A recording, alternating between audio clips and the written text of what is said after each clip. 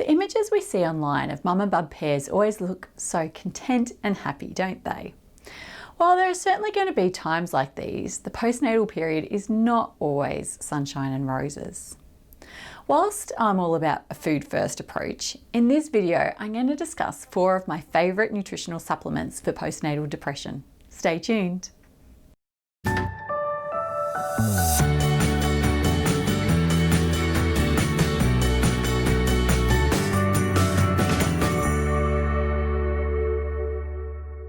Hi, I'm Melanie McGrice and I'm a specialist pre- and postnatal dietitian.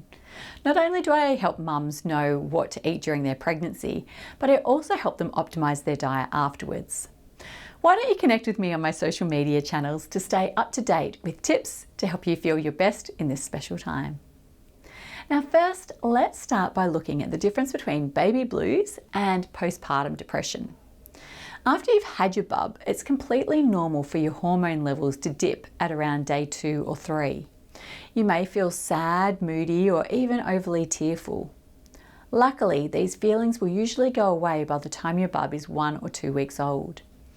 If these feelings continue for longer or get worse, you may be suffering from postnatal depression. Between 20 to 40% of women worldwide suffer from postnatal depression, so while it is really important that we focus on prevention, all new mums must stay vigilant and seek appropriate help if needed. Now, research shows that nutrition can play a really important role for both the prevention and treatment of both baby blues and postnatal depression. Whilst I like to take a food first approach and focus more on diet than supplements, if you're looking for a supplement to assist, these are my top 4 suggestions for you to discuss with your healthcare team. Supplement number 1 is vitamin D. Now, vitamin D, or the sunshine vitamin, has gotten a lot of attention in recent years. Interestingly, vitamin D is not actually a vitamin, but rather a prohormone, and it's believed that it functions in the same way as other steroid hormones, which may be the reason why it has such far-reaching effects on so many aspects of our health. Vitamin D levels are not always tested during pregnancy, but when they are, it shows us that many pregnant women seem to have suboptimal levels. Vitamin D has been investigated in relation to depression, including postnatal depression, and it has been found that a vitamin D deficiency is related to the probability of developing postnatal depression, and correcting these levels may play a role in their recovery. As vitamin D is a fat-soluble vitamin, it is possible to have too much. So chat to your doctor or dietitian about testing and supplementation so that you can reach your optimum levels. Supplement number 2 is selenium. Now, selenium is an essential trace mineral involved in making sure that the brain functions optimally, especially with regards to cognitive function and mood.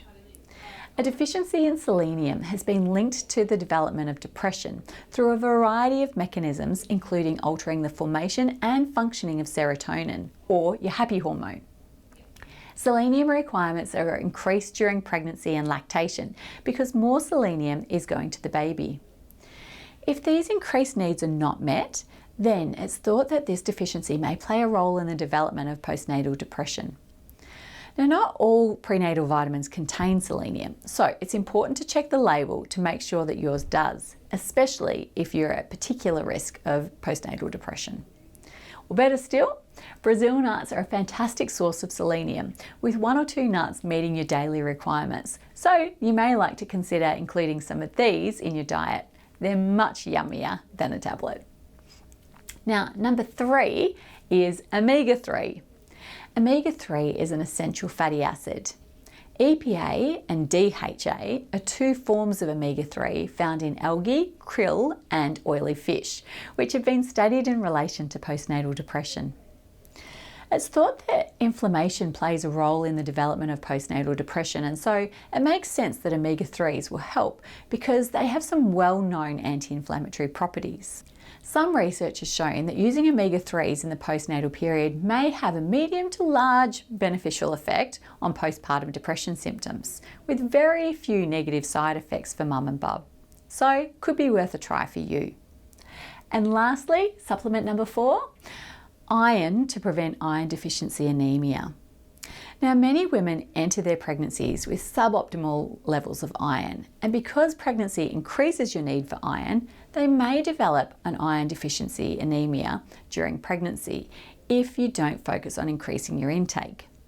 Now, in fact, up to 42% of pregnant women worldwide have iron deficiency anemia, or IDA. There are a number of adverse side effects of IDA, including postnatal depression. Some evidence points to the fact that even without overt IDA, low levels of iron can start to affect your cognition, emotions, and quality of life. So, making sure that you have enough iron through choosing the right foods and supplementation during pregnancy will ensure that you have the right levels after birth as well. Getting help sooner rather than later is essential when it comes to postnatal depression. So if you think that you may be suffering from it, please reach out to your healthcare provider or contact a pre- and postnatal mental health support organisation. As always, I'm also here to help you with any nutrition related questions that you might have. So feel free to leave a comment in the comment section below if you need my help. Sending you much love, and I'll look forward to seeing you next time. With a few negative side effects, with very few. And happy.